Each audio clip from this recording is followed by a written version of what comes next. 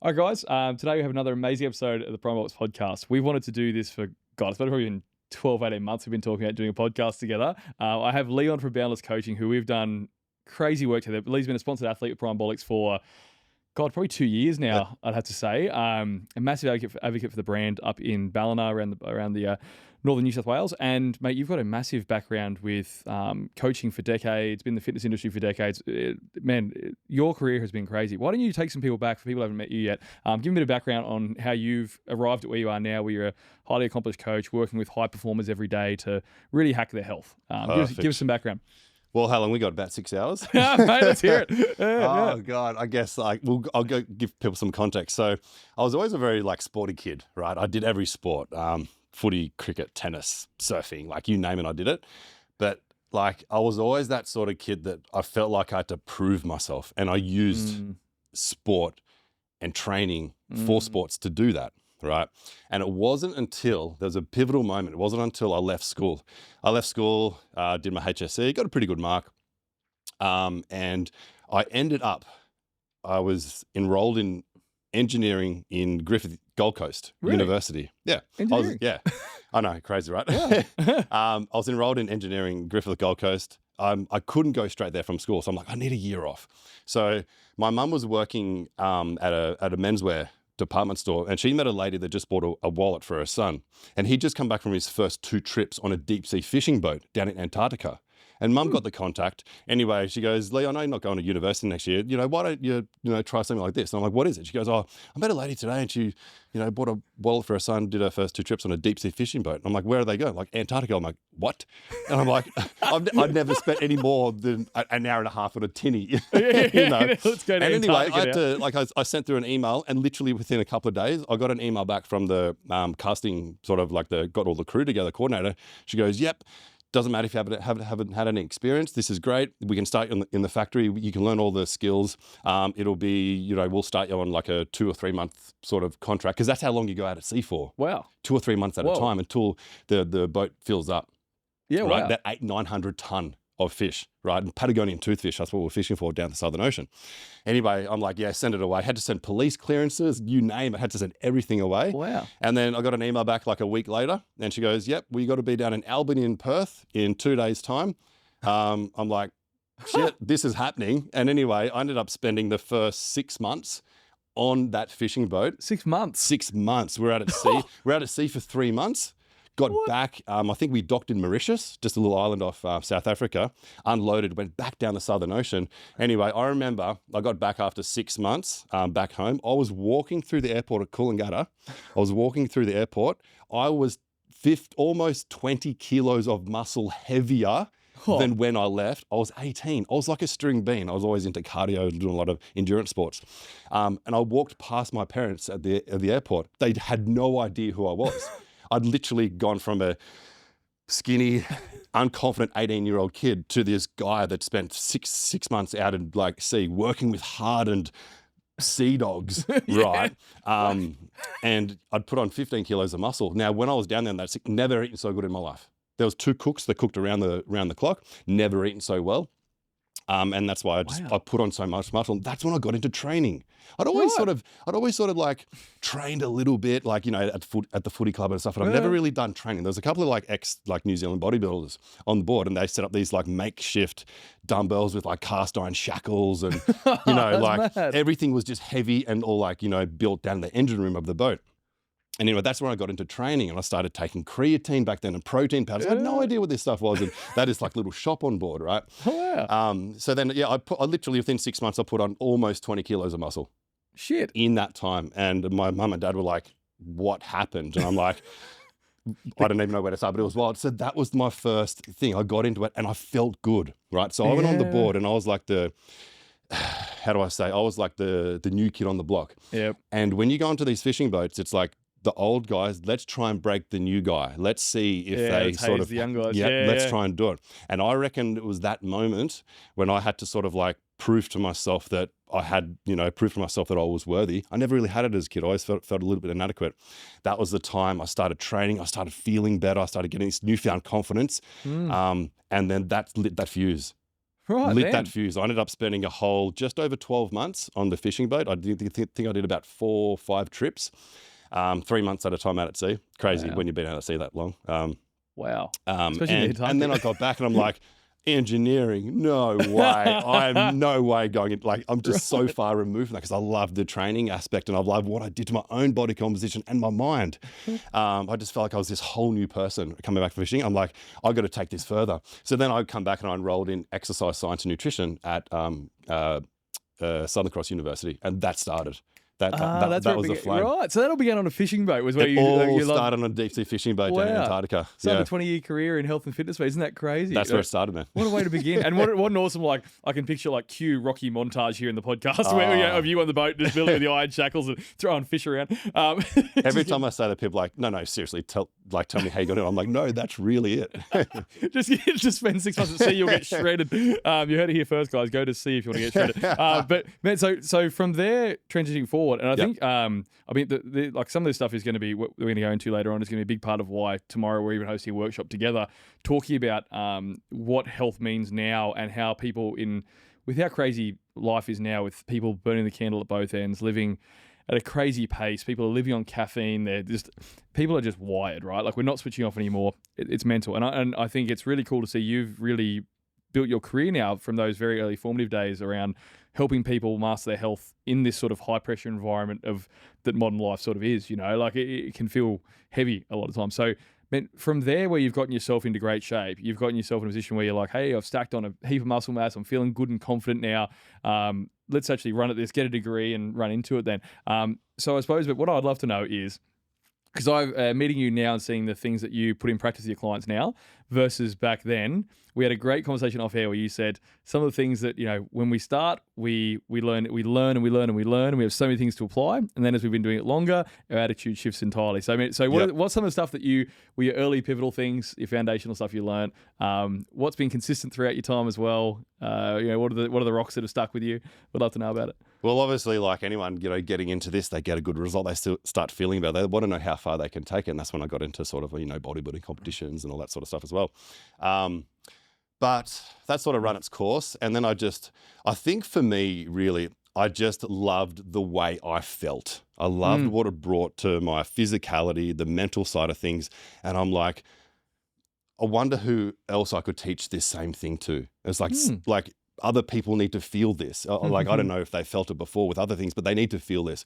And that's what really got me into it. Actually, the first thing that I actually had that true love for health and fitness, believe it or not, and I can't believe I'm going to say this, but was when I was a Les Mills instructor. Were you a Les Mills instructor? Yeah, man. I did body pump and RPM, but RPM was my thing. Yeah, right. Like, because I love cycling and I love dance music. And I'm like, two of my most favorite things, let's go. That I used to get these chills. I've sort of got it right now. I used to get chills because because I was pumping myself up. I was pumping the people in the crowd up. And it was just like, that was my true, like, yeah, this is amazing. So I sort of, that was another one of my starting points. So I think it just comes down, like, it sort of starts physical, but then the mental side of things takes over. After a period of time, when you've gone through a few body transformations, you change your body composition. Or you might have, trained for a performance goal, like a triathlon or a marathon. Like, okay, what's next? But it's the mindset. What's the driving force behind everything? There's only really so many sort of physical adaptations. I mean, there's a lot of physical adaptations you can make, but it's like, why are we doing it? Why are we doing the things that we want to do? So that's a big cornerstone in a lot of the sort of the work I do with people now. It's that high performance coaching, getting them to think on a whole new level. It's like, what happens when you come up against a setback or a challenging situation? Where does your mind go?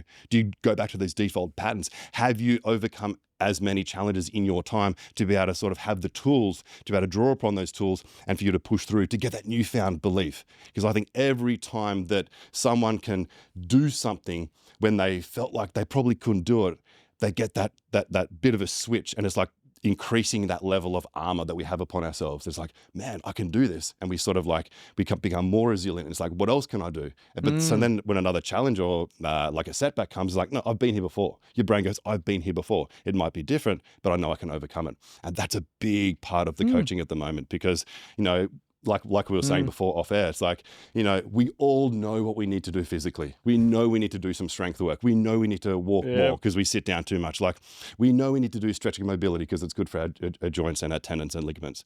Like, we know we need to eat more protein and vegetables, and we know we probably should go to bed when the sun goes down and wake up when the sun, comes up. We know what we need to do, but we've developed, this lifestyle with all these distractions, and we've become so far removed from that. Think about it from an evolutionary perspective. It's like, however you think we've evolved, it's a very primal way of living. There would have been some sort of hunting and gathering and moving, and so when they were hunting, that's our running or cardiovascular work, and there would have been a lot of nutrient dense whole foods we got our sustenance from. It's like we've just come so far removed from that. So I guess what I do now is like, and I guess what a lot of these longevity people are doing now is like, everything comes full circle. We know so much about your human physiology that we come full circle. So now we need guys like Brian Johnson going, well, yeah, one of the best things I did, to live to 100 or whatever he wants to do is like, don't eat within, less far away from bed, because you don't want to go to bed when you're trying to digest food because it, suppresses melatonin and all those sort of things. So it's like, well, hang on a minute. That's probably what we were doing 1,000 years ago. Because we wouldn't have been hunting until 10 o'clock at night. It was morning hunter gathering, go out, and then by the afternoon, and we had long periods of fasting throughout our life as well. Fasting was something that come to mind as well. Yeah, and simple things at Brian as well, like just simple things like, hey, I included extra virgin olive oil, and my blood markers improved by like 30% in a week, and it just great. And it's funny when you go, olive oil is good for you. Well, of course it is, but it's mental when you say that. Let's do mindset first, because I think then we'll jump into the whole food part and the nutrition part and making it simple, because I think that what you said before we started this podcast was something around understanding why you're doing what you do. Now, we have a lot of listeners who are pro athletes, bodybuilders, people who are competing at high levels. We're sponsoring a lot of athletes that we're flying overseas and are competing over there. We have coaches, PTs. We have a lot of people who appreciate quality have come to our brand. So we have a lot of the people who take health and fitness really seriously. And you're right, you see so many body transformations, you see so many diets, so many, bulk and cut progressions. But at some point where the wheels fall off, I guess, is when you're not clear on, well, why are you trying to do this cut? What's in it for you for the next bulk you're trying to do? What's the whole purpose that underpins all of this? And I think, for me, I've been training for about 15 years, and you're right, it becomes habitual, and it doesn't always come front of mind. What's the purpose of today's workout, or what's the purpose of this? Why am I trying to lose that 5 kilos at all? Like, what's the actual core messaging, right? So, but this is new for me. I actually hadn't had sort of thought of it from this angle until you started talking, man. So how did you stumble across this? Again, it all come back down to, feeling very unconfident, not really worthy, a bit inadequate as a child, as a kid. I feel like I grew up, just not really feeling like I didn't really fit in. I wasn't, I was always chasing that external validation. But it wasn't until I fulfilled that, internal validation through doing these things, through doing these hard things and ticking that little mental win box. And it's like, yeah, I can do this. That's when everything started to change. And I see that in so many people. Like, I think for me, the way I view it and all the work on sort of mindset and psychology I've done, this is going to sound like it's coming from a 7-year-old, but I think it all comes down to one thing. And I think we're just trying to do things to prove to ourselves that we're not a loser. So we train to prove to ourselves that we're, that we can actually are physically capable of doing something. And every time we do something where, like we've spoken about, like your body's always going to find this point of equilibrium. Anytime where you do something out of that, it sort of like, it creates a cascade of different events, physiologically and mentally as well. So if you can overcome that, we build these new levels of adaptation, but also in the mind as well. They're actually capable of a lot more than we think we are, but we have to put ourselves in that position. We, go through a period of like, stepping away or out of the box and, following a meal plan with more nutrition when everyone else is sort of eating garbage, you know what I mean? And following a training plan that really forces you to step out of your comfort zone, because we get that little mental win, that self-confidence, that boost of self-belief that you are worthy and you're not a loser. And I think that our default pattern, depending on how we grew up and, if our emotional needs were met as a child or a kid, I think that and a lot of people I come with, especially this, in the generation of people that I work with, it's like, everyone's looking for that confidence, that self-confidence. And guess what we use? We use the high-performance coaching mindset work. We use the training. We use the cardio. We use the nutrition, the supplementation, the routine. All comes down to that. When we can boil it all down into that very simple sort of framework in, that level of self-belief and confidence that we're worthy.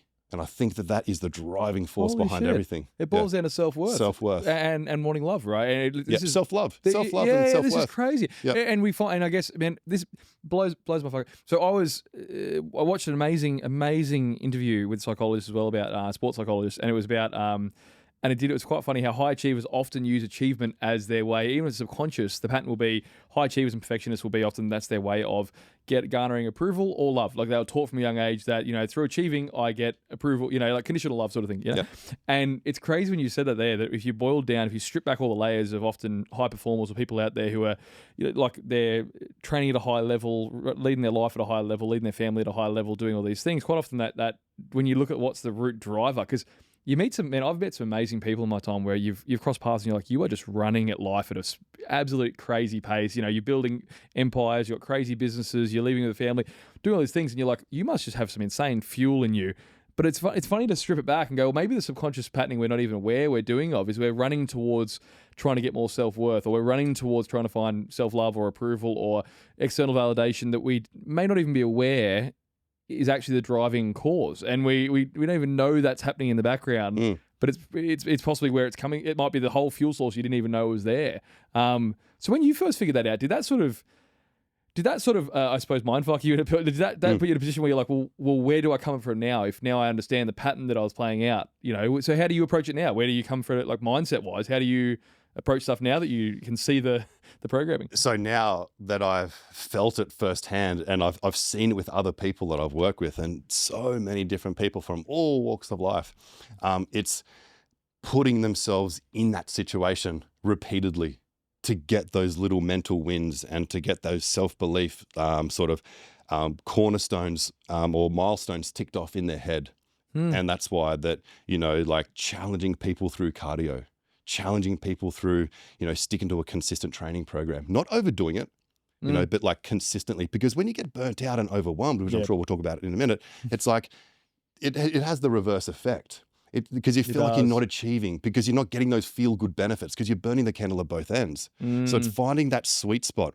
And that's why I think that the more I've learned out of the best part of 20 years of being in this space, the more simple everything gets. And that's why that I have a bit of an approach at the moment is like, less is more. Let's do not that we do the bare minimum, but how can we sort of get the most out of like the little we have to do without burning our central nervous system out. Why now? Because we live a life that with more inherent stresses, with more distractions, with more added stresses, perceived stresses than what we ever have in human history.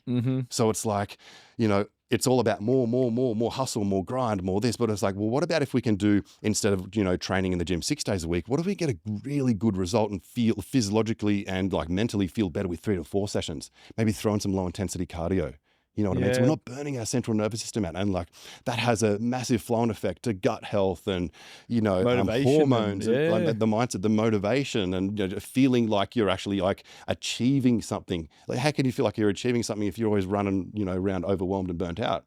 You feel like it's sort of like you're beating your head up against a wall. It's like you're not making any progress. I think progress, feeling the progress leads to momentum. And when you've got momentum, we've got that wind in your sails. It's just like, let's go. Let's see how much more I can do. You know what I mean? Stack the wins, right? Yeah. Man, I perfectly summarized, I think, with like people burning the candle at both ends and really putting himself in a position where, but I love what you said there, where it's nearly impossible to feel achievement from a place of burnout and overwhelm. Yeah. And I think that's like why we're putting this, like the workshop tomorrow I'm doing, it's outside of Primabolics, funnily enough, and it's a bit even more of a personal mission statement now after doing that, living in burnout and overwhelm for 10 years now.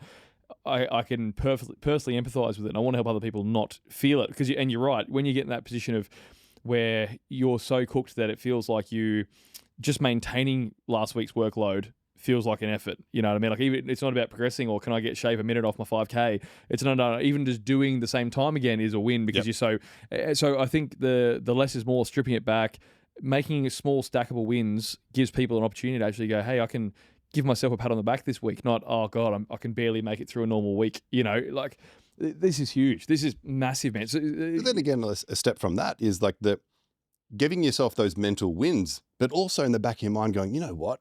I can actually do this for a long period of time. I can keep stacking up these wins consistently because you know you're not having to overgive or overachieve so much, or trying to follow this unrealistic routine or create these unrealistic expectations you put upon yourself. That, like, there's an end point to that. You can't keep doing that. And that's why it's hard to think like, well, I can't really feel good about this because I know that at some point this will end because I can't keep this level of overall intensity up. Yeah, I fell into that last year. I think a lot of people I'm not sure. I'm an all-in sort of guy. I mean, like, I'm either doing it 100% or do none of it.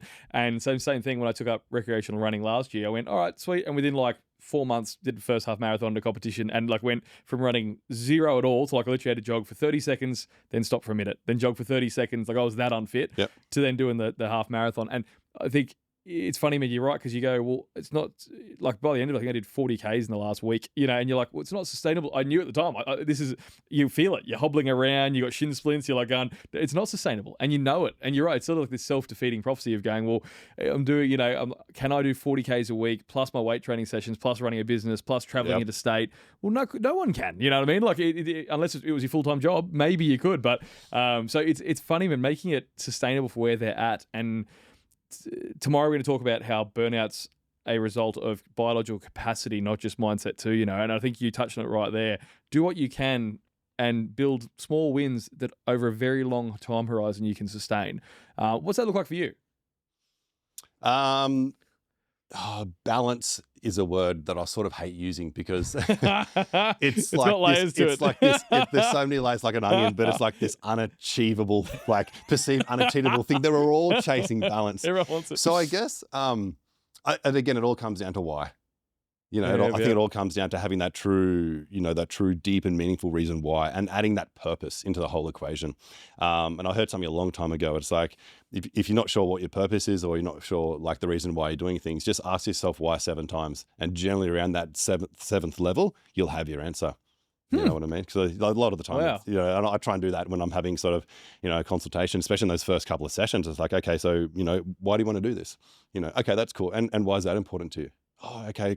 I want to say, for example, someone comes to me, they got, say, for example, a mother, right? A mother, 2 kids, works full time. She wants to get herself back in shape. She's sick of the way her body feels. Okay. She wants to lose, say, for example, she's 15 kilos overweight. Okay, cool. And why do you want to lose 15 kilos? Oh, because I just don't like the way I look, right? Okay, cool. And why is that important to you? Oh, because I'm not feeling that good. Okay, cool. And then you start stripping it down, and then it all comes down to that around that 6th to 7th layer, or that level.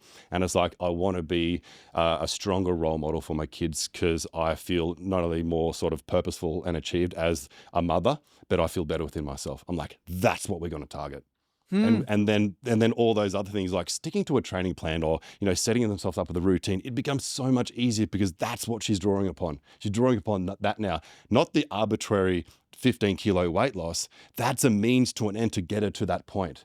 Right. So we strip it back, and we go, cool. So when we come up against any sort of like thing, like the motivation's low, I don't feel like it. It's like, we're going to draw upon this. You're going to be this person for your girls. You want to be this person for yourself, so you can give off, that better version of yourself to your girls, to work, to your husband, to whoever you come into contact with. But we use these sort of metrics and tools to get themselves to that point. You know what I mean? Wow. So going that deep, yeah. That is unreal, mate. And I love the idea of asking like a simple framework. People at home listening there, and I could imagine people. I could picture it now. People there asking themselves, the question 7 times, getting down, because it, like, when you strip away all the noise, you're so right. Because a lot of the time I see this in supplementation so often, right, where someone's want is almost never the need, right? It's often quite far removed to the point where it's almost opposite. So what they want and so often, the burnt out shift worker with crappy sleep quality wants a high stim pre-workout. The want is caffeine to mask the fatigue. The need, better sleep quality, better stress management, better nervous system regulation. But the want and the need are actually technically opposite. A stimulant, which will drive you deeper into a hole, is the want, but the need is the polar opposite. More time in rest and digest, more parasympathetic, more recovery, less stimulants, better sleep. The want and need is opposites. And so are you finding that funny enough when you're talking to like clients often, when you're getting down to that deep level and stripping the noise out, the initial want and the need there, is it a clear line between the two? Is it sometimes you're quite surprised when you're asking people where it ends up a few questions in? Again, surprised, not so much surprised, because generally, when like I said, that's why I come down to those realizations about confidence. It all comes down to that confident self-belief and purpose. Generally, that's what I'm seeing, because that's what it was for me, And then I started digging into other people, because I just like asking questions. I just want to know stuff. I just like, I've always been very sort of inquisitive. I just want to know these things, and that's why I'm very, my consultations, sometimes I run for 30 minutes, sometimes I run for 90. You know what I mean? Because, depending on where we get, like, I want to know the root cause, and I want to know the driving force behind what we're going to do, because I know that's going to be the cornerstone. That's going to be that anchor point in where we go, for sure. That's powerful, mate. That's wild. And while we're talking about like things that you commonly see, because you coach a big array of people, you've got you yourself being a busy parent, you've got a lot of people in your coaching programs that are busy parents, right? But then you've also got the high achieving business owner guys, the people who are running at life as well. You've got a really broad mix. So when you're working with them, I suppose, bottlenecks that you're seeing, now we've done the psychology bottlenecks we often have. What are the things that you see as bottlenecks for your common clients? 'Cause they've probably got the same thing in common, I suppose, in that they've all got a lot on their plate. Yep. But what are you seeing with people when they're coming in? You're doing consults day in, day out. What are some of the recurring things you're seeing going, hey, this is just an obvious place I need to start with this person? Is that common, or is everyone different? What do you find? There are a lot of commonalities, I guess. Habits and routines seems to be a big thing. So a lot of people try these sort of unsustainable routines. And then they go from sort of like the yo-yo dieting, and they'll try this, and that didn't work. And it's like, but you've never actually stuck with something long enough to actually feel good, get a result, but actually make it sustainable. And I think that's the biggest thing. It's like, burnout comes because you're doing something overwhelming and unsustainable. So if we can bring it back, what's the simplest thing that we could do to create that habit, to create that routine? It's like, I know we'll lose the 10, 15 kilos, but like, I want to be able to keep it off for the next 15, 20 years and longer, and continually make some good results. So it's building the set of habits and routines in their life through consistent training, through consistent nutrition and supplementation, morning routine, night routine, some different protocols that we can throw in there to get the most out of it, depending on if they're a stay-at-home mum, or if they're a high-functioning CEO. It's like, it all changes, depending, but the fundamentals remain the same. It's sort of looking at their whole life, creating a set of habits and routines they create, and really making sure that they're sort of having sort of that level of adherence in their schedule, whether it's an open-ended schedule or whether it's very, very like, back to back to back to back to back. So it's sort of like, and that's where these different nuances is like, taking a 10-minute walk after meals, to increase digestion and, stabilize blood sugars and all that sort of thing. If you can't get out for your 10,000 steps a day, what's the littlest things we can do? We might have to throw in like a little, 4 to 5 minute interval session after our strength work, because we know we're not going to be moving more. And that's going to energize you, not burn you out. You know what I mean? So it's like having these little sort of tools trying to build this big metaphorical toolbelt of knowledge, so they can just draw upon these tools when they need it, depending where they are on the spectrum. I love that makes sense. Man, I love it, because this has been 2 in a row now. So I had Matt Steinway on recently, who was in his own field a freak, like one of the best real estate agents in Australia, but himself phenomenal body composition, and he has this really extensive morning routine. And I asked him the same question: what would you recommend for to get a good routine, or what good habits do you have that help you stay in great shape and be a high performer? And you expect it, because he himself has, the ice bath at home, has the red light bed at home, he's doing saunas every evening. He's got a very elaborate routine. And I expected him to give something equally elaborate when he was asking, what's your advice, man? What would you get the average person listening? He goes, oh, no, this is all, it's taken me 20 years to build to this point where this is my norm. He goes, no, like start small. He goes, you don't need to go out and buy an ice bath tomorrow. He goes, have a cold shower tomorrow morning. Yeah. Do that or even easier, step back from that. Have a protein shake once a day at 10:30, set an alarm every day. That's it. That's all you need to focus on for the next month. That's it. Just do one thing. That's a great point. Set your alarm. And when you said that, I immediately went into time block scheduling. I think honestly that time block scheduling is the most underrated tool you can use. Detail Absolutely. it. Like, Run so it say down. for example that you normally, say for example, you wake up at the same time and you go to bed at the same time. Yep. It's like how you feel your day.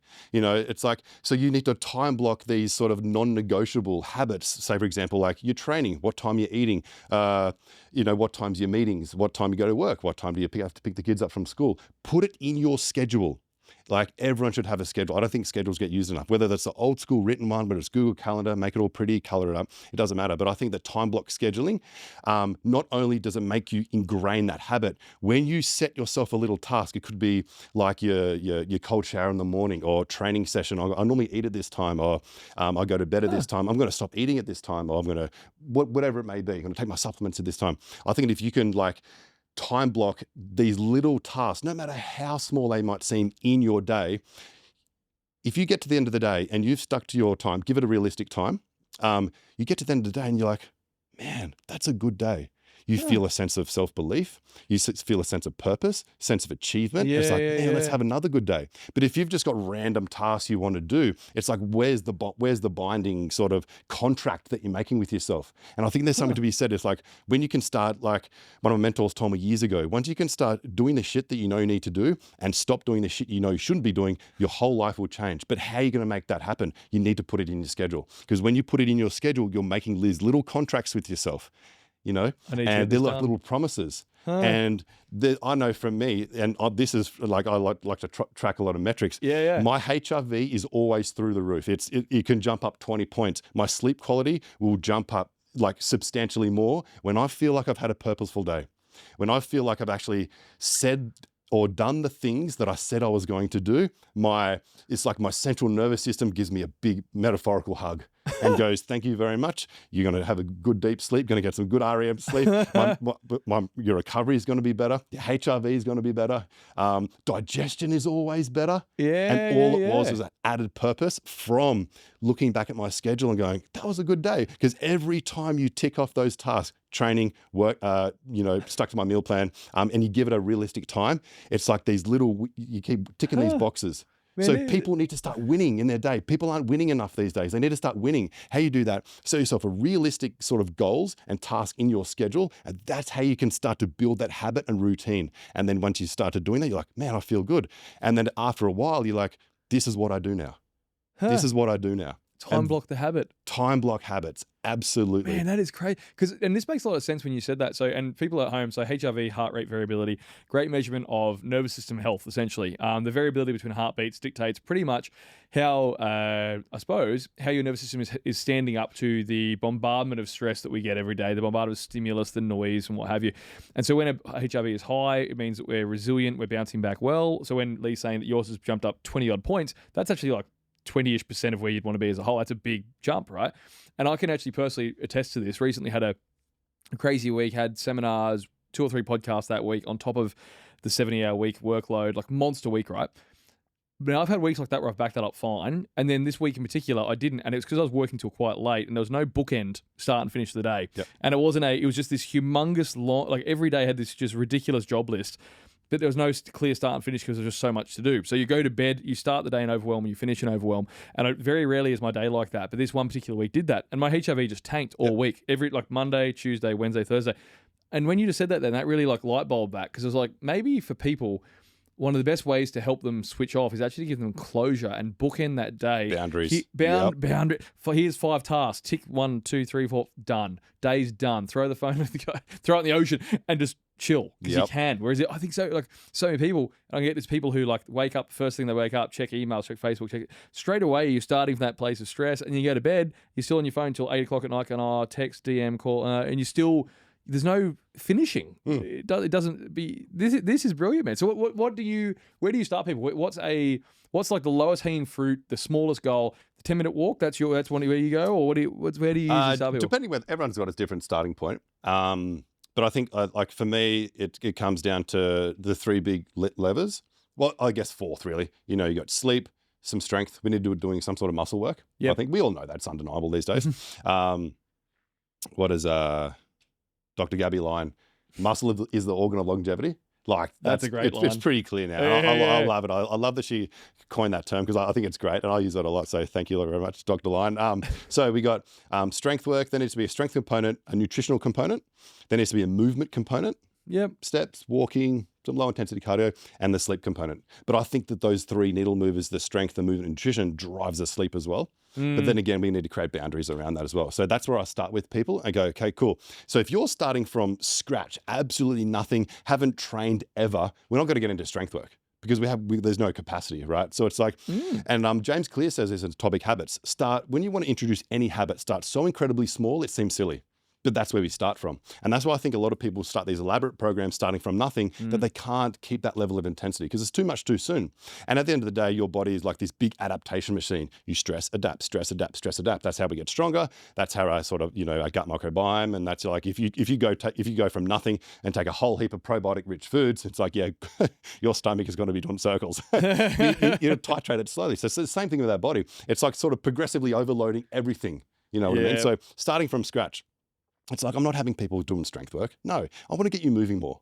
10,000 steps a day coming from nothing. No, let's start walking 2,000 steps a day. Let's start walking 5 minutes every single morning as soon as you wake up. Let's make that the habit. Because if you can prove to yourself you can walk 5 minutes every morning, I know it might seem silly, but I guarantee if you just walk 2.5 minutes up the road, 2.5 minutes back, there's my 5, I guarantee you walk 2.5 minutes up and go, oh, this is a bit silly. Let's try and walk a little bit more. You know what I mean? And you'll just automatically do that yourself. But it's not setting yourself up with this unrealistic expectation. Let's walk for 45 minutes every morning. Let's come back. Let's have a cold shower. It's like, cool, let's pump the brakes a little bit. Let's start so you can actually achieve it. It's doable. We can create the habit and you can feel like you're having a win and go, I can do this. And then you can always layer in progressions rather than starting too much too soon. So movement is always the number one lever to pull. And then we might look at, okay, like in a nutritional sense, like a lot of people, what I see with a lot of people these days is they've got a good idea. There's so much access to information now. So you can see people are sort of, dipping their toe in and they're taking their supplement or they might be, but they don't really know why. But it's like, this is what I see generally is with people's nutrition that are trying to do it, their protein is too low. And the carbohydrates and fats are a little bit too high and their fiber's a little bit low as well. So what I like to do is go, okay, cool. Let's take what you're doing now. Let's not make too many changes, but let's just increase the protein. That's the level we're going to pull first. So whatever you're doing now, add a big palm-sized portion of protein. It doesn't matter what it is, eggs, chicken, steak, fish. Maybe some protein powders in the afternoon if they don't have access to food just to meet their protein requirements. That's the first lever. Make that become a habit. How do you feel? Right? Okay, I'm feeling heaps better. Cool. Now what we do, let's add a little. So I'm more of an adder. Instead of like, let's pull this, let's restrict this. I'm like, no, let's add the good stuff. Because I know if we start adding the good stuff in, they will inherently start restricting themselves. So it's a little bit of reverse psychology there. As opposed to saying restrict, and they're like, no, screw you. Exactly. So I'll let them do it myself. I'll let them do it themselves. So the proteins are first, and then the fiber. Because that's going to keep them fuller for longer, stabilize your blood sugars. They're not going to want these extra carbohydrate-y, sweet foods, hyper-palatable foods. So they end up restricting themselves. And then, we can start to sort of like, start to progress from there. But I think the protein and the fiber are the big heavy hitters and, really getting people's, gut microbiome and, stabilize blood sugars and just getting their overall metabolism, quite robust. And then we can start to, depending on obviously the level of the spectrum, time carbohydrates and all that sort of stuff as well. But that's what normally when I start. Yeah, whereas a lot of people start at the complicated part of I must have carbs, high GI carbs only pre and post workout, then time block that, and then run more fats later on. I think and I think earlier on you get the more you're at the access to information now, we're drowning in information. Like I think I heard a crazy statistic the other day. It was if they quantified the amount of information we take in a day into like gigabytes, like what you'd expect on a computer. It was something like 72 gigabytes of data a day we consume. Scrolling, texting, seeing emails, calls, text, 72 gigabytes of data. Like it'd almost feel like an external hard drive daily. We're just getting drowning in. And sometimes, like I did a video the other day on saying how context is the most important thing because context will give you clarity. And I love you've done this. You've gone to the person and going, well, the person who's already, jacked up, overwhelmed and doesn't move already, we're not going to throw them into a weight room. They're just going to be injured and even more overwhelmed. let's get them moving though. Let's do a 10-minute walk or a 5-minute walk. Yep. Let's make them small things, a 5-minute walk, because you'll just naturally go to 10 because you're going to tick that like that. Man, I really, really rate that. And I think the high fiber part, right? So like the average Aussie has less than half of their recommended fiber intake. that smashes gut health in a really big way. We did a great seminar on gut health only probably 6 months ago. And man, I think that's become my next love affair is looking at how gut health impacts everything. Fiber is a great way of, when you say self-restricting, I think even a better way of framing it is like, if you bump someone's fiber, like protein intake, and then bump their fiber, and you haven't felt that full before. Like once, if you have like, it is amazing at what it does for satiety, right? Like you feel incredible, and you're having like high protein meal every meal and fiber there. Man, you will never reach for a chocolate bar. You'll never eat because you'll be full, like you're literally all day. And then the nice perk, gut health, just miraculously, energy's better, cognitive function's better. But man, we've done a talk on gut health before, and since then we had some big light bulb moments ourselves. What have you changed, or what lens do you look at gut health with your clients now? And what are some of the things you see are like the worst offenders that a lot of people do that's holding them back now? Oh, the big thing since we started really diving into gut health is like the whole cortisol stress, the stress cycle that it works through. You know, thinking that, oh, okay, I need to, bring in stress mitigation techniques to sort of really bring down my stress because that's affecting my gut. But it's like, well, hang on a minute here. The way, how about we really pay attention to the gut, and the flow and effect from that has been the stress mitigation. You know what I mean? So what I've really, really focused on with myself and clients, and I've just felt like my people I'm coaching have felt so much better, is adding more sort of monounsaturated fats. Not more as in like overdoing, but just making sure they're a part of it. So monounsaturated fats, fermented foods. Yes. What was the other lever? Overall, just fiber. Just making sure there's, What are your favorite fiber sources? Because this is a topic with people that I think sometimes they get confused with, and then the fats too. Because what are your favorite sources that you get? Most people can find they can build into a meal plan pretty easy. Because I love when people can listen to this, take home some actionable stuff, and go, oh, cool, I can add in a glass of kefir here, or a Greek yogurt there, or but the fats are, man, throw some of your favorite ones that you find people can adhere to pretty easily. The easy ones is I think most people should be like monounsaturated fats. We're talking like avocados, extra virgin olive oil. They seem like the two big heavy hitters, and polyphenols as well. Believe it or not, really, really good for the gut. Fermented foods are very easy to throw in. A bit of sauerkraut on a meal. Gives it some nice flavor, especially on top of some vegetables as well. Kefir, some yogurts.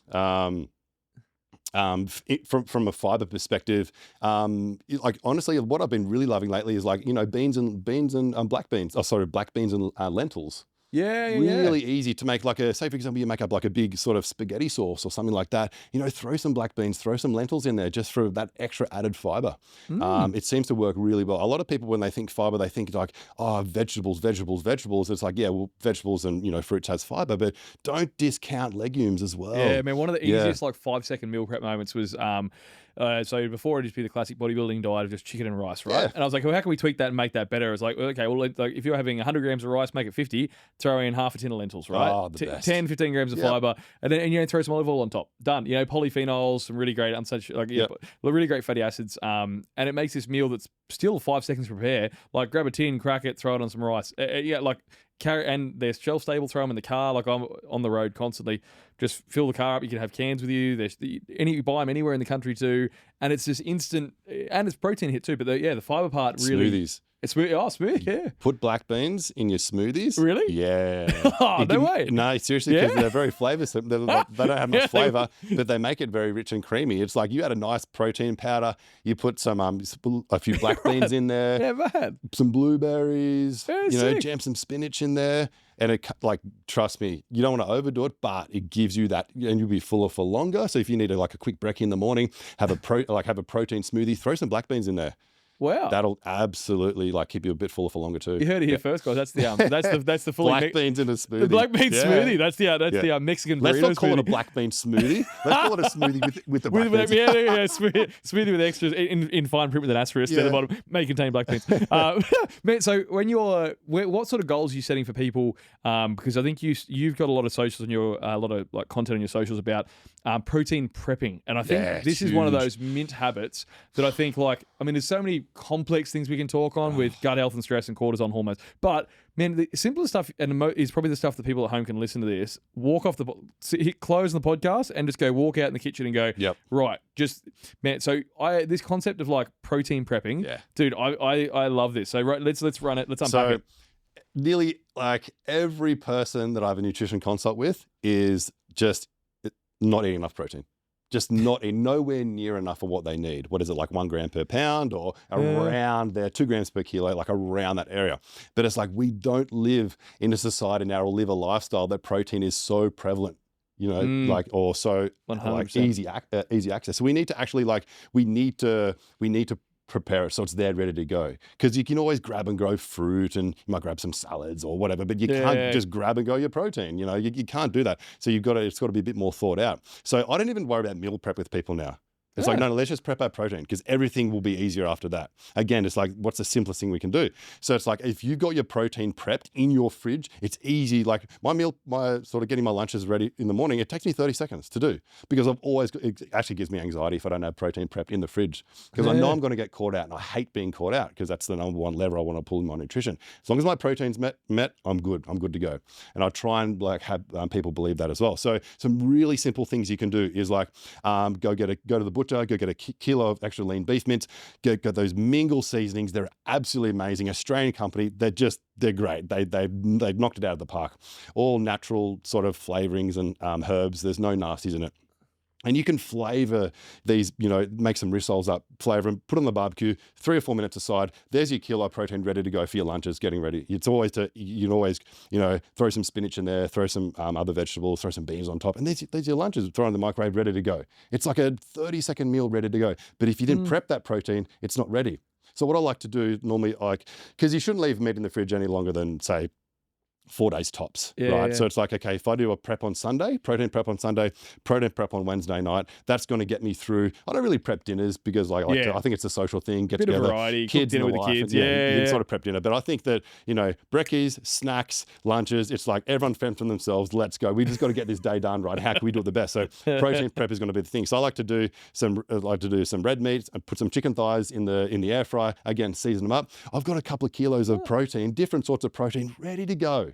And if I want to take it one step further, I'll just chop it up into little bits, put it into Tupperware containers. It's in the fridge, ready to go. So then when I'm getting my meals ready for the morning, boom, kitchen scale, container, whatever protein I need, throw some veg on, throw some beans on, it's good to go. Grab a piece of fruit, I'm out the door. It's so quick, it's so easy. Yeah. People way overcomplicate, but you just prep your protein, and honestly, it's life-changing. The rest of your life will be way better if you just prep your protein, because you've got your nutrition on point. You're not like, and you're going to be fuller for longer. A lot of people have those afternoon cravings for so many different sort of reasons, like maybe lack of sleep or stress, or, they're wired and tired. But it's like, what I find is you're just not eating enough protein in the first half of the day to energize you, to stabilize those blood sugars, to increase that protein metabolism. You know what I mean? It's huge. On rest days, I swapped out. I do usually like oats with chia seeds, and a good 20-30 grams of chia seeds to get a really good amount of fiber, and also good for that mucin for the gut, to help the gut lining. But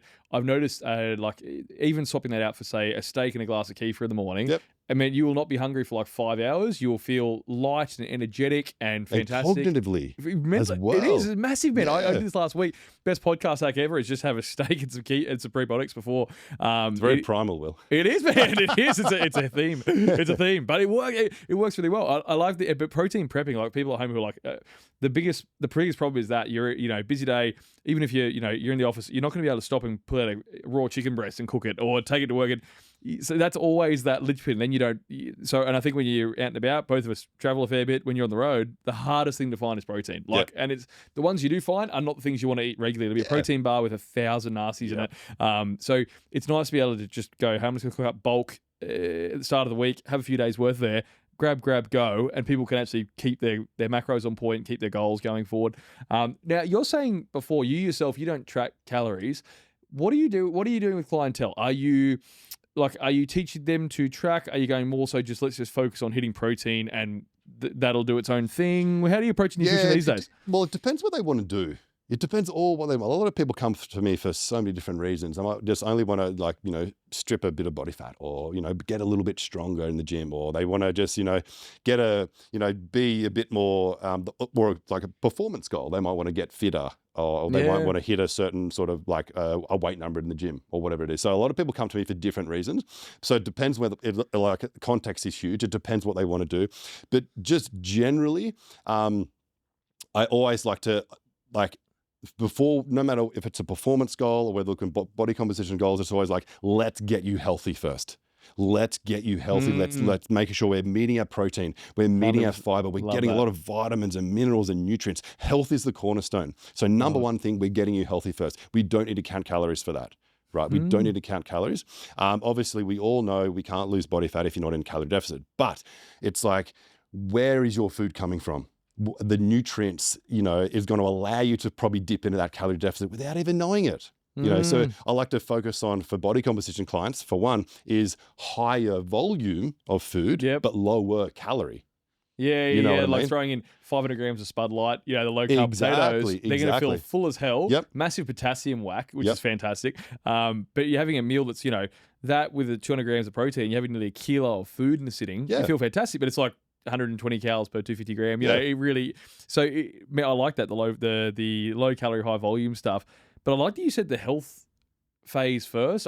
This is something I did. Like I've just started going back into coaching because I see it again. Too much focus on the aesthetics on social media. You see it all the time, the before and after photo, but it's not often the after photo isn't at a place of health. They've gotten there, but when you see what's after the after photo, quite often it's their thyroid's cooked, they're burnt out as hell, they're fried. They've gotten a great photo for that coach, but they're not that they've gotten there by just really running themselves in the ground. And so I often do a health optimization phase with people first too. The first 6, 8, as long as people will give me. If I'm like, if you're patient enough to wait to work with me for the 12 weeks, I'll take 3 months, We're going to sit you at maintenance calories, load you with nutrients, load you with protein, give you healthy fats and carbs, and really just build you up, look at gut health, look at all this, and get you to a place where you're just like bulletproof, then apply a deficit. Exactly. These people start, they're already frapped, they're already overwhelmed, they're already cooked. How are you going to get that positive adaptation from that? When you're in a place of just overwhelm already, how do you put them in a calorie deficit? They'll just tank. So that's a great place. So when you're going through your health phase with people, and some of the characteristics of that health phase. So you're focusing on protein, you've said before, getting the habits in there, and then working through a place where we're probably looking at some of those fermented foods and fibers and so on. How long are you keeping them there? Is that a long campaign? Obviously, we're tracking body composition as well. I think that the old school running a tape around your belly button, and I don't think we need to sort of like do the calipers. I mean, unless you really want to sort of like you're looking for a photo shoot or really dial things in. But I think just generally knowing what your weight's doing, throughout the week. And it's not so much your single, I don't care about what the weight does every day. I'm looking at patterns and trends over weeks and months, because I want to see a pattern and trend. Like what's your belly, like most, male, female, obviously the whole body fat in different areas, but I think around the belly, it's pretty consistent with males and females. Yes. Obviously predisposed females, hips, those sort of childbearing areas, obviously. But I think that around the belly button, and just knowing what the measurements are doing, what's their body composition doing changing wise around the belly, because that's going to sort of determine sort of what's happening with the rest of the body, plus also the weight as well, and just to seeing what's there. You know what I mean? While you do all these other things. And just sort of tracking that throughout the week will determine, how fast we need to push the deficit, or how much a lot of people we need to push this a little bit of a surplus, because again, they're not healthy and they're just absolutely frapped, like you were saying. Yeah, man, I actually had a client that I'm coaching at the moment, and same thing started, and he was down to 2,200 calories. And it is crazy because the guy was like doing 2 5Ks a week, three full body weight sessions, plus was a tradie on 2,200. He's like, I don't really lose weight unless I hit about 2,000 calories. And I was like, okay, got him up to like 3,500 now, only 3 weeks in, and he's losing weight with nearly double the calories. You're dead right, man. Sometimes it's about you've over dieted. Like I did a bit of a fun prep last year. I lost about 20 kilos, but I did it over a year. So a year in a deficit. So by the end of it, I actually purposely spent like 6 months now at a small surplus. And I went, okay, I need to reverse that negative adaptation of being in a deficit for a year. That's down-regulates hormones. So that's really, I love you said that, man. So many people aren't cognizant of that. Like a lot of people have been yo-yo dieting for years. Quite often female clients, they'll come to you and they've been dieting on and off most of their life. They spent most of their time in a deficit for years, right? And so they come to you, and the first thing you do is whack them in a big deficit. They're already on the back foot, right? Love that, man. That is so valuable for people to hear. That's brilliant. So when you're going through, we're doing the process of elimination. Where's your starting point? What's your big bottlenecks for you? Build some good habits around those things. switching gears to now, we're talking tomorrow about building resilience in people. This is the part I want to hone in on, because we're going to be doing this like the Burnout Bootcamp tomorrow and talking about people, how to build resilience in people and make them bulletproof against the current, against burnout, right? Yep. So building resilience in your clients. Where do you go with people? What hacks do you like to use? What are some of the things you like to do with your clients to help them best set them up for success, I suppose you'd say? Right. Resilience, I think, again, comes down to self-confidence. So doing things and having people step out of their comfort zones just by a little bit. Doesn't have to be these massive steps, but just by, again, your body's this big adaptation machine. You stress, adapt, stress, adapt, stress, adapt. So if you just stress it that little bit more than what it used to, it could be that little bit more of an isometric hold in the press, or that, that extra 1 rep. It doesn't have to be this crazy amount more to weight, or much more weight. It could be by, doing that extra interval on the assault bike or something. It could be taking that extra, doing that extra little bit of, that extra interval on doing the cardio session, like just doing something different than what they used to, that builds that adaptation of that extra resilience when we're talking like physically. And then they get that, then they get the mental benefits from it as well. Yeah. So I guess, just like having, because I think that once people can, again, get that level of self-belief that, I can actually do more than what I thought I could, that brings back a whole new level of self-belief and self-confidence. There's such a tremendous value in that, because I found that there's always bottlenecks in business too. You'll reach certain ceilings where you think this is your limit, and then you push through, and nearly every time I've done it, it's happened probably half a dozen times over the career, where you'll get to new levels where you think, I am just absolutely hanging on by a thread, and then you push through and you succeed at it, and and then you've unlocked this new level, and then things just get, and it's so funny because growth often feels really uncomfortable. You saying sometimes growth is on the other side of one really hard rep you didn't know you had, or that extra hard habit, or making a rep particularly difficult, or making your day that little bit harder. Man, I can resonate with that, because that's some of the hardest periods of time where you're just really just gritting and bearing and getting through. You just get through, and that massive boost of, wow, I did that, gives you this just infinite, like, I can do anything now feeling. And then you run at the next thing with like, well, I just did that. It's like those unteachable lessons that you actually have to go through yourself. We talked about this the other week, didn't we? Unteachable lessons. It's interesting. It's, like, I think we all like, we look up to people and like, we want the secret sauce. How'd you get there? And they can tell you, but it doesn't mean anything, because they had to live it. They had to experience. They got that very cerebral response. So, like, you have to, like, the unteachable lessons, you have to go through the process. As boring and unsexy and as like maybe fearful as what it sounds, you actually have to. You've got to put yourself on the firing line. You have to do it in some point. You do, man. Which is hard, because I watch people going through it, and particularly probably more so with business than anything. I watch people going into it when they've just started, and it's all the bright-eyed, bushy-tailed, and just beginning. And I'm like, I almost feel like I just want to protect you. Just stay here as long as you can, like before. But you can't, right? You've got to make a march out into the fire and just get pummeled because through that is the growth. You can't, and I do business mentoring now, and you can't. You can try and teach them the lesson, but some things you just have to be burned, and and then you go, okay, it's so much. Life is a more powerful leader, teacher than we'll ever be. But some of those unteachables, man, I think that is so true. Like, just doing it. Sometimes you just unlock whether, and a lot of times the confidence might be that big thing you unlock. Showing yourself you can do stuff, right? Like, actually just go, oh, cool, I can do that. Yeah. And imagine what else I could do now. Mental, man. There's a really good quote. I can't remember who said it, but it was like overcoming fear of failure. And it's fear is a mile wide, but an inch deep. It's like we perceive these fears that, like, oh my God, like I'm gonna, if I try and do this thing and I don't succeed, it's literally, what's on the other side? Am I going to die? That's the way our sort of central nervous system feels.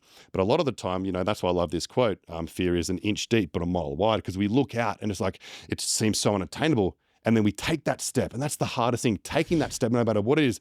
And we go, it's like, oh, that's not so bad. Yeah, man. You know what I mean? Oh, dude, you build up this, shit, you build up so much in your mind, like all these situations, what could go wrong, and all these different things. And then you go, you know what? Bugger it. Let's take this step. And you do it. And you're like, oh. It's a thing. This is it. I thought the world was going to collapse Oh, and, man. the heavens were going to fall down. And Oh, I love it, mate. it's I such think a cool quote. it is, isn't It's it? always stuck with me. And you just do it, right? And you just do it, and it happens. And in the doing, you prove it can be done. Yes, And then in the doing. therefore it shall be. Man, last year we launched we did this protein launch, right? Like broke me in half. We did 48 SKUs, right? So a SKU might be, if there's 7 flavors, that's 7 SKUs, right? We launched 48 SKUs in protein across 3 different kinds, then backed it up with a 2 pre-workout launch, a double launch behind it, all within about 6 weeks. Same thing, man. You're just like, this is going to tear me in half. This is going to break me. The amount of podcasts, the amount of seminars, workshops, the amount of store visits, I was on a plane every second day, in a different town. I probably drove about 10,000 Ks in about a month, just hitting store to store to store. All my sales team were burnt out because they're doing the same. I've got guys in every state hitting stores every day, and my sales team are weapons, right? Those guys they are just invincible, and they're in stores every day just killing themselves. But and then you limp through it, and you're like, but it's the first step, right? Step 1, right? Fuck. Oh, you wake up, you're like, okay. Well, we need to shoot some content because we need to let people know about it. All right, do that. Step 2, well, we need to get stores and as many stores as possible, so let's build out a run sheet. But it's just do it, right? The one step, just what's the next step? Such a good point. Such a good point. Breaking the big goal down into small, manageable or achievable blocks. Yep. That's a recurring theme through all this, isn't it? This whole podcast has been a recurring theme, isn't it? Break down massive goals into small things. Ask the 7 whys. Find the why. Then reverse engineer it with small, manageable steps. Protein prep your day. Set yourself up with get yourself moving. Get the strength training in there. Build a foundation of health. And everything will just happen around that environment where everything's time blocked and perfectly made for this environment. The environment dictates the success, I suppose you'd almost summarize this as. And that's why society we have now, in social media, it's sort of half ruined it. You know what I mean? Because everyone, it's about winning the day. And if we're not putting in 1,000 hours during the day, we haven't won. But at the end of the day, we've got these huge, maybe unattainable or unrealistic goals or things we want to do, no matter what we want to do in our life. But if we can break it down into, what's the next step I can take? What's the next step? Because that's where overwhelm comes from. It's looking at these huge goals and going, I don't know. And we're sort of stuck in the mud. There's just too much. But it's okay, what's the simplest next thing I can do? Because if you take that step, your body's going to adapt. You're going to feel good, get that self-belief, get confidence. And it's take the next step. It's going to give you that driver to take the next step and the next step and the next step. And then you can look back and go, well, that didn't work, but at least you took those steps.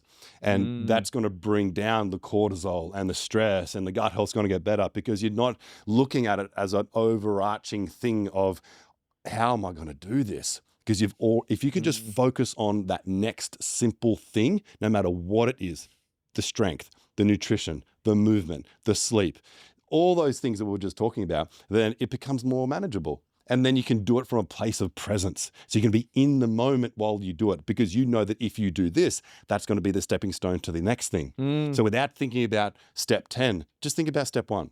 And then when you're at step 1 and that's done, think about step 2. Because you know that if you can eventually just, again, super boring, super unsexy, live in the process like we know, that's essentially we're going to get to that end goal. Think of an Olympic athlete. I think about this stuff all the time. A lot of people come to me with these big goals and cool, how do we break it down? And that's why I'm a big fan of time block scheduling and habits and routines and simple nutrition things and, training and having these little sort of, creating these little challenges so they get those little mental wins in their day. But it's how can we break this big goal down into small, achievable, manageable chunks? And I thought about it at the last Olympics when I were at the last Olympics. And it's so I'm the same Olympic swimmer and I'm thinking about that, the gold medal in 4 years time. It's that's not the motivational driver. That can be the burning thing at the end because that's what I want. But I've got thousands and thousands and thousands of laps to swim before then. So how about I just focus on the next session? And then what about if the next session is too overwhelming? What about I focus on the next lap? I've done that lap, focus on the next lap. And you know what has taught me so much about these small achievable chunks is cardio. Challenging yourself in cardio. It's amazing. I mean, cardio brings out this whole new level of self-belief, I think. And that's why I think that David Goggins, not that he's on another level, but I think that he's created this sort of it's sort of like a cult-like view because he's felt it. And then other people are sort of attacking these sort of cardiovascular endurance things and going, holy crap, I feel so good and so achieved. And I think that's just like really taken off. And I think cardio's, it forces you to break it down. Because if you know you've got, say, for example, you want to train for a marathon or a half marathon like you said you did, it's like you can't just go to run the marathon. You got to take it in steps. But then every step you take, you feel more self-achieved. You got momentum. And when you got momentum, you keep going. You pat yourself, you can give yourself a pat on the back after everyone. I ran 10Ks this week. Oh, now I can go to 11.5. Now I can do 12. There was always something there which was a little win, right? And I think you don't always get that in other areas in life unless you can break it down to small chunks, because then you'll recognize the small goalposts that you might not even know. I get in business all the time when I'm mentoring people and they're going, I want to have a $10 million business or whatever it is. I want to turn over $3 million this year. Well, that's the pie in the sky goal, right? You're currently doing 10K a month, right? So let's. But if you go to 3, how do I get from 10K a month to 3 million a year? Well, that's okay. That's probably 2 or 3 peaks away for you, but let's look at, what gets you to the first peak, right? Maybe 10 to 15K a month. What increases you that extra 5K? But it's so funny, man. Looking at those peaks in health, same thing. Oh, I'm 25% body fat. I want to step on stage. Okay, there's probably going to be 6 months ahead of you, but let's break it down. Let's get you from 5,000 steps to 8,000 a day. Cool.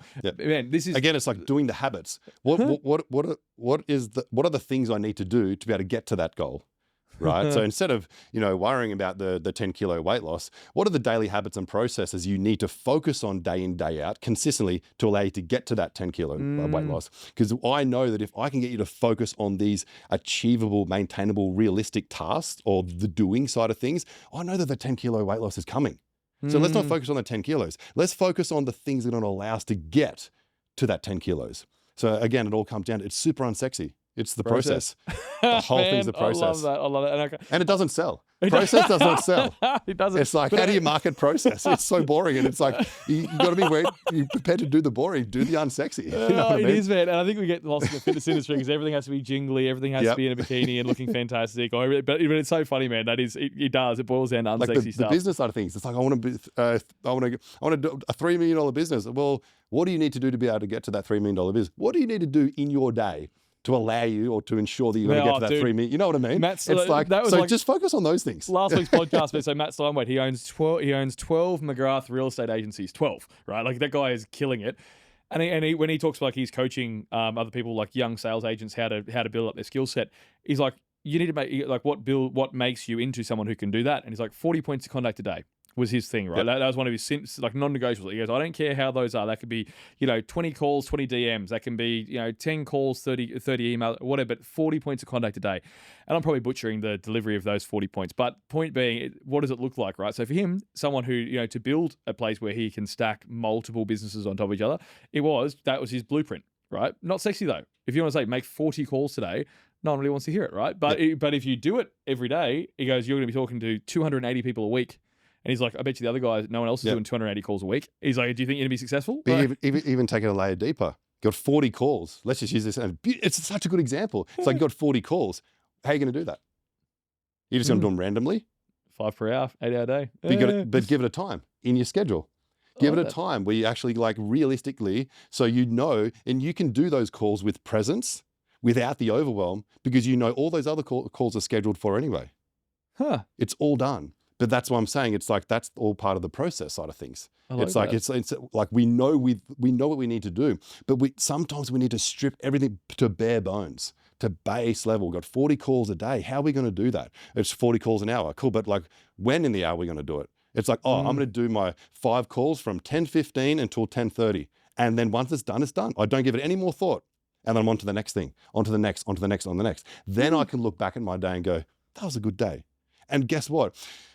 People always come to me, I've got this really stressful life. I'm like, it's perceived stress. You can run through your day like a chicken with its head cut off, or you can have a perceived stressful day, do 1,000,001 things, and get to the end of the day feeling energized, depending on how you look at it. And it all comes down to breaking things into very simple and maintainable and realistic time blocks and goals. Man, That's the process. Tony Robbins breaks down anxiety or stress as when people are trying to manage life, it's life is coming at you as opposed to you're coming from a place of creating it, right? And I think you're right. Like, people are trying to just manage. They're just trying to survive a day. It has a baseline. Just saying it out loud, it has a baseline anxiety to it, doesn't it? I think that's really cool. Break it down, structure it, and then you're just going through a checklist one by one, and it puts calm in the chaos, right? This is invaluable. And it brings so much more presence, no matter what you're doing as well. It's like the protein prep. I know that, like, if I can get, the people I'm coaching to prep their protein, I know that they're going to be doing like the rest of their day with way less stress, the rest of it, because they don't have to worry about the food. They're not stressing about the food because it's all prepped, ready to go. You know what I mean? This has got buckets of value, so man. It's just stripping it back to the bare basics. The why, the how, and then the how, and then make it repeatable, and then make it progressible. Because the outcome's coming. If you get stuck in the process, the outcome is coming whether you like it or not, whether it comes in 6 months or 6 years. You just got to keep going. But that's where people fall down. They haven't created this realistic lifestyle that they can keep going. And then what happens when setbacks come? What happens when they come up against like an uncomfortable situation? Have you built the foundations? Have you got the raw materials for you to keep going when things get hard? That's the key. That's a big one, man. I think Ben Mikulski, who was like a Mr. Olympia competitor from probably 5-10 years back, and he always said he likened the biggest challenge of his year was like prepping for the Mr. Olympia contest, because you really have to kill yourself. Like, it made huge amounts of drugs. You're dieting to the point where you're basically in controlled starvation to the point of nearly dying, because you get on stage at 3% body fat. Like, you're at a point where you're subhuman levels of body fat. And so he goes, I liken that as my base camp. It's like climbing Everest, right? And so he goes, well, for me to, he goes, you wouldn't just start tomorrow and go and try and climb Everest. He goes, I spent the rest of my year building a foundation of resilience that would allow me to make it to base camp by the end of the year. He's like, I wanted to make myself bulletproof, so by the time I got to the start of that prep, I was healthy, strong. So as the journey went on and I got more and more tired and worn down and beaten, it came from this foundation of resilience first. He goes, if you haven't done that initially, though, you start the climb, you get tired 2 weeks in, and you just peter off. And there's so many bodies that litter the way up that hill, right? So interesting. It's like you're preparing for the wheels to fall off. Yes, building for it, knowing it will happen, knowing life will throw heaps of shit at you. Build yourself up first, and have that place. Man, this is brilliant. So to wrap this in a neat bow, mate, for the listeners at home, I always like to have some like short, sharp take-home stuff, just as some things who have just listened to this podcast, imagining you're starting your fitness journey, the first things you're doing, 3 actionable steps for them, mate, to wrap it up. Because tomorrow we're going to dive into an amazing workshop with heaps of stuff to unpack. But 3 things, someone who's just listened to this podcast, imagine they've done no dieting, no background at all, they've just stumbled into their first fitness journey, day one. 3 things, what would you throw at them? Number one thing would be, we got to move our body more. Where do we start? Just take a 10-minute walk after every meal. Beautiful. 10-minute walk after a meal. This is the simplest, lowest barrier to entry thing you can do. That's the movement side of things. Start there. Nutrition, add more protein to your meals. Just add a big palm size of protein to every meal. No matter what you're doing, just add the protein in. Whether it comes from protein powder, lean beef, rissoles, chicken thighs, eggs. Just have some protein, a palm size portion or 2, depending on, body composition. Just add that in. Do some protein prep. That's gonna serve that.